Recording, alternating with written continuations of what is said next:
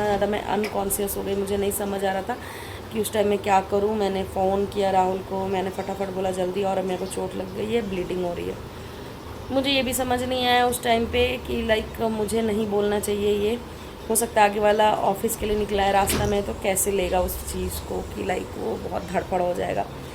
मैं इतना ज़्यादा घबरा सी गई थी, मुझे कुछ समझ नहीं आ रहा था एक्चुअली उस टाइम पे कि ब्लीडिंग क्यों हो रहा है, कहाँ से मुझे दिख नहीं रहा था ब्लीडिंग। हे एवरीवन, कैसे हो आप लोग? आई होप कि आप लोग सभी स्वस्थ हो गए, मस्त हो गए और ब्लॉग देख रहे होगे।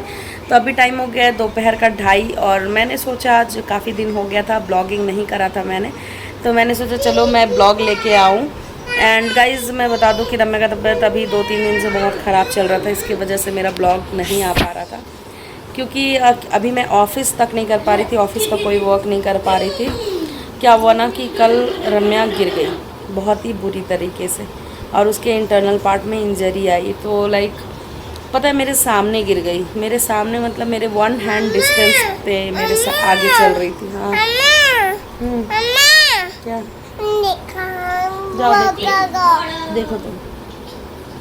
तो पता है गाइस मेरे सामने गिर गई, मेरे से 1 हैंड डिस्टेंस आगे थी। मुझे इतना रिग्रेट हो रहा था ना कि मैं नहीं बता सकती, और मैं इतना अनकॉन्शियस हो गई थी, ब्लीडिंग हो रहा था लिटरली। अब सोचो कि मैं लाइक उस टाइम पे कैसे रिएक्ट करती। पता है बताती हूँ, कल सुबह ऑफिस राहुल निकले, 15 मिनट हुआ, मैंने सोचा इसको नहला देती हूँ, क्योंकि मेरी जो हेल्पिंग हैंड है ना, जो मेरी घर आती हैं काम करने, उसका काम हो गया था, झाड़ू पोछा बर्तन, वो जा रही थी। तो मैंने सोचा अभी उसका टाइम था नहलाने का, क्योंकि मुझे ऑफिस का भी वर्क करना होता है, वो टाइम वो सोती है, तो पहले मैं अपना उसका सारा काम बच्चों का कर लेती हूँ, फिर मैं अपना ऑफिस का काम करने जाती हूँ। तो नहलाने के लिए मैंने उसके कपड़े वगैरह खोले, मैंने बोला चलो। वो मेरे से आगे चल रही थी, मैं पीछे चल रही थी, और वो अचानक से ऑल ऑफ द सडन गिर गई।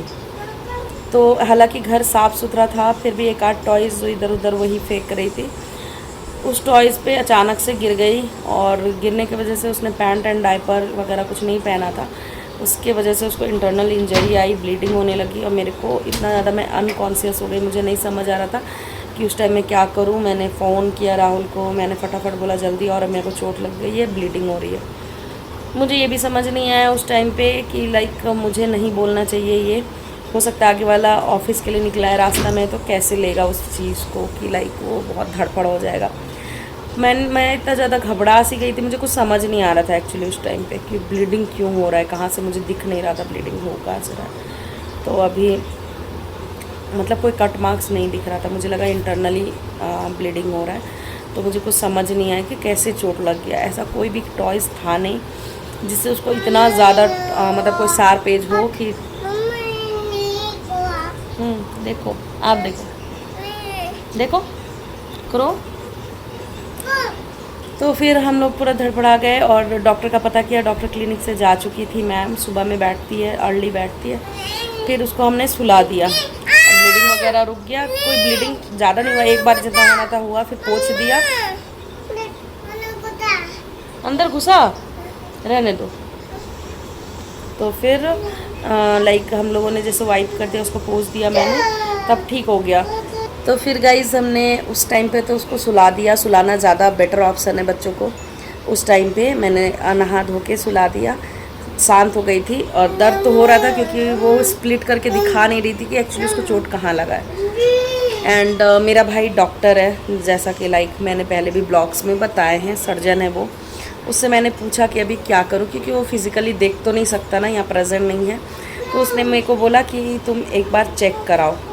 उसने बोला मुझे गायनिक से चेक कराने के लिए। तो मैंने लाइक उसको बोला कि पहले मैं इसकी जो पेडियाट्रिक है उन मैम को दिखाती हूँ, अगर उनको लगेगा तो वो रेफ़र कर देंगी, क्योंकि मुझे चोट दिख नहीं रहा है। कट अगर कट होगा मतलब एक्सटर्नली जहाँ पे ठीक हो सकता है तो एक बार चेक करा लेते हैं। अगर इंटरनली होगा तो अगर सर्जन मैम लाइक खुद ही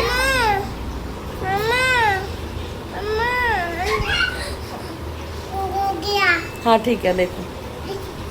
तो हम लोग फिर लाइक ठीक है डिस्कशन हो गया। फिर हम लोग चले गए शाम में डॉक्टर के पास लेके।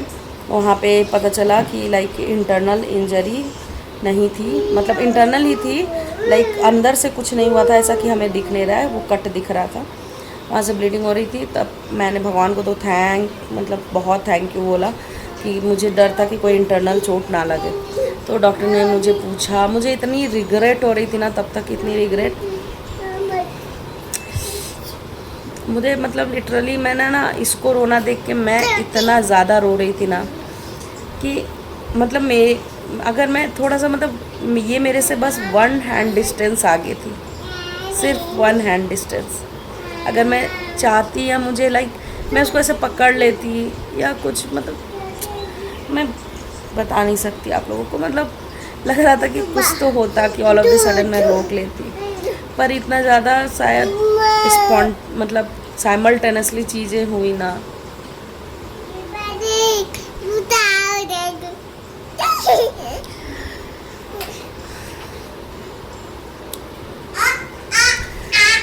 तो गाइस उसके बाद मैं इसी रिग्रेट में गई थी डॉक्टर के पास। हालांकि राहुल बार बार बोल रहे थे कि ठीक है ना, आगे होना था इसलिए हो गया, पर डॉक्टर को भी मैंने यही बोला कि मैम अगर मैं चाहती, मेरे सामने हो गया, अगर मैं नहीं होती तो उस चीज़ के लिए मैं बोलती कि कि मैं नहीं थी, ऐसा हो गया वैसा हो गया। अभी मैं सामने थी और फिर हो गया तो मैं क्या समझूं। तो डॉक्टर ने मुझे बोला कि इतना रिग्रेट मत करो। फिर पूछा मुझसे कि तुम फैमिली के साथ रहती हो अकेले, तो मैंने बोला अकेले रहती हूँ, मेरे हस्बैंड यहाँ जॉब करते। तो उन्होंने बोला कि तुमको प्राउड मॉम होना चाहिए कि तुम अकेले अपना बच्चा संभाल रही हो, तो तुम देख रही हो, ऐसा नहीं है तो बच्चे इतने बड़े कैसे हो गए। सही है, बच्चे तुम्हारे हेल्दी है, इतने बड़े कैसे हो गए, तो तुमको रिग्रेट करने की ज़रूरत नहीं है। थोड़ी बहुत तो होती रहती है ना, बच्चे खुद भी तो कितने नॉटी होते हैं। तो ठीक है, तुम बस ये ध्यान रखो कि नेकेड ना रहे बच्चा, थोड़ा डायपर वगैरह ऑन रखो, हमेशा पहना के रखो, और यही सब सारे बोलने लगे। तो मैंने फिर रिग्रेट थोड़ा, लेकिन अभी भी मुझे ऐसा अंदर से लग रहा है कि काश मैं ऐसे पकड़ लेती। पर अभी रम्या ठीक है। फिर टेटनस का इसका डोज भी था 2 साल के अंदर, जो बूस्टर लगता है उसका हो गया, तो उसके वजह से वो पैर उठा नहीं पा रही थी। कल से अभी थोड़ा खेल रही है, तो मैं आपको एक्टिविटी दिखाऊंगी। एंड गाइस बहुत दिनों से मैं ब्लॉग भी नहीं आ रहा है, इसी सब चीज़ों में बिज़ी हूँ। कल मैं चाहती तो कैमरा उठा के वीडियो बना सकती थी अच्छे से, लेकिन मुझे नहीं लगा कि कल मैं इतना ज़्यादा अंदर से परेशान थी ना कि मैं मेरे वजह से मेरी बेटी को अब पता नहीं कहाँ चोट लग गया, ऐसा मुझे अंदर से रिग्रेट सा फील हो रहा था। पर ठीक है, अभी मुझे बहुत समझ आया।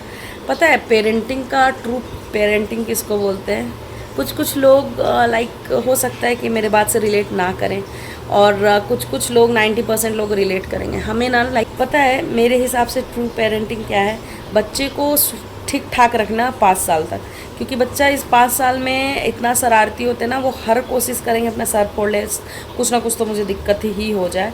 तो हमें उन चीज़ों से उनको बचाना होता है, क्योंकि क्या मैं बोलूँ, क्योंकि मैंने एक बच्चा पाल रखा है तो मुझे पता है कि, पर शायद नैन इतना नॉटी नहीं था जितनी रम्या है। आजकल के बच्चे भी थोड़े रिमोट कंट्रोल टाइप पैदा हो रहे हैं। तो मैं भी सभी पेरेंट्स से यही बोलूँगी कि थोड़ा केयर से रखना है बच्चे को, एंड ऐसा नहीं है कि रिग्रेट करें हम, क्योंकि हम तो अपना 100% देते हैं बच्चों को देखने में।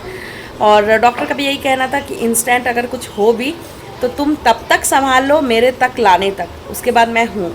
तो इस बात से मुझे बहुत कॉन्फिडेंस मिला कि यस मैम है, और कुछ ऐसा मैं होने नहीं दूँगी। एंड अभी रम्या ठीक है, काफ़ी ठीक है, थोड़ा सा एक्टिविटीज़ मैं दिखा दूँगी। और बस यही आप लोगों को बताना था कि ध्यान रखो। और जो लोग बोलते हैं ना डायपर नहीं पहनाने, पता है मैम ने मुझे यही बोला कि डायपर सेफ़ है एक तरह से। जैसे बच्चे खेलते हैं ना टॉयज़ वगैरह से, वो सोफे पे चढ़ते हैं, मेरे तो यहाँ पे दीवान भी है, बेड है सिंगल यहाँ पे, तो उससे भी वो अगर गिर गई, मतलब बहुत सारे होते हैं ना टॉयज़ बिखेर के रखते हैं, उसके ऊपर गिर गए, डायपर ऑन रहेगा तो उसको इंटरनल इंजरी नहीं होगी, और डायपर या पैंट नहीं पहने होंगे तो उससे उनको इंटरनल इंजरी हो सकती है। तो इस बात का आप लोग भी ध्यान रखिएगा, मैं रिक्वेस्ट करती हूँ सारे पेरेंट्स से। एंड जो भी बड़े बोलते हैं ना कि डायपर मत पहनाओ, इतना नहीं पहनाना चाहिए। आज अगर डायपर पहनी रहती, अगर मैं उसको डायपर में रखती तो उसको थोड़ा सा भी चोट अंदर इंटरनल पार्ट में नहीं लगता। तो आप लोगों से यही रिक्वेस्ट है, थोड़ा ध्यान रखो अपने बच्चों का, एंड वही करो जो तुम्हें अपने बच्चे के लिए सही लगता है। और बस ठीक है गाइज़, मैं आप लोगों से अपने नेक्स्ट ब्लॉग में मिलती हूँ। तब तक के लिए बाय, टेक केयर, ध्यान रखना आप लोग। चल के दिखा, इधर आके दिखाओ। इधर आओ, इधर आओ, इधर आके दिखाओ। ये देखो गाइस, अभी मैं क्या देख रही हूँ। अभी सुई, अभी दर्द नहीं हो रहा रम्या को? दर्द नहीं हो रहा है? दर्द हो रहा है?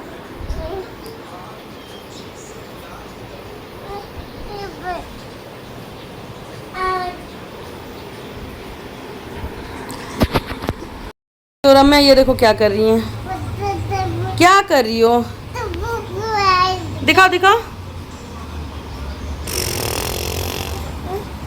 टक पगली।